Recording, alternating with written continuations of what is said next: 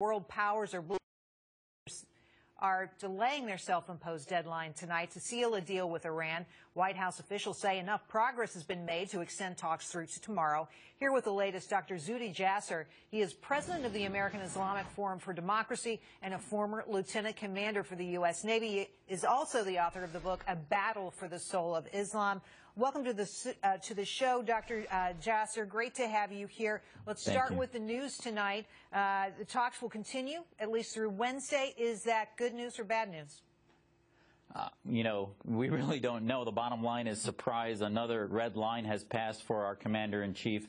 And, we hear today the head of the militia in Iran is saying that the existence of Israel is non-negotiable. So here they are, a president that tells us words matter, and yet while they're pushing the deadlines, we don't even know what this deal is. We know that there's no baseline assessment of what their capabilities are. We know there's no oversight that they're agreeing to. We know they want the sanctions lifted, which is really a card we can only use once. And then we don't even know what their long-term goals are of their nuclear program. So I'm not sure what we're bargaining with, and yet we push the deadline even further, one that's been discussed for years.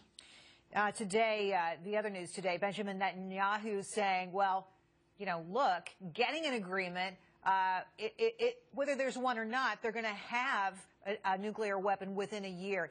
Is the deadline really this close? I mean, is their ability to produce a nuclear weapon really that close? And should we try to get to the table with them if they are on the brink of this kind of action?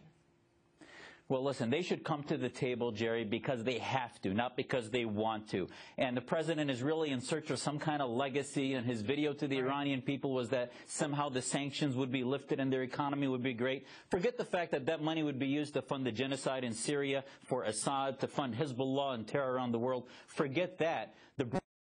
Correct. That is Netanyahu's concern. It is our concern. They can do it within a year. The fact that it has a 10-year sunset, we don't know what's going to happen after that. We have no oversight. The fact that the Fordo and Natanz facilities, the ones with thousands of centrifuges, they weren't even allowing us to look at that before. So, you think back to Reagan, the trust but verify.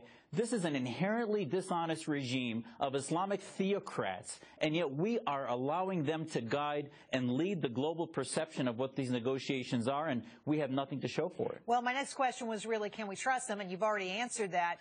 Here's one thing I don't understand in these negotiations, because what's coming out of Iran, the language, what they say about other folks in the region, what they make of Israel, what they make of other countries, it's a public statement, and yet we pay no attention to it. It's disturbing.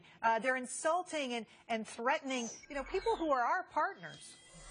Absolutely, and we can only pray, sadly, that their arrogance, their imperialism is more than our weakness and our appeasement, which our president is showing, which will prevent them from having a deal. Because if we seal the deal, here's a country now that we are basically, the Saudis for the first time in decades are fighting a war outside their borders because they wanted to send a message that if Iran gets nuclear weapons, they're probably going to get it because they're not going to take this ceded. And I think, unfortunately, we are being too weak, and the only thing that these thugs respond to, or these bullies, is strength, and we're not showing any of that, so they have no reason to sign it, to ink an agreement at all. Dr. Jasser, thanks for coming on the show tonight. Disturbing news. Anytime. But we really have no answers yet. I guess we'll have to wait till Wednesday.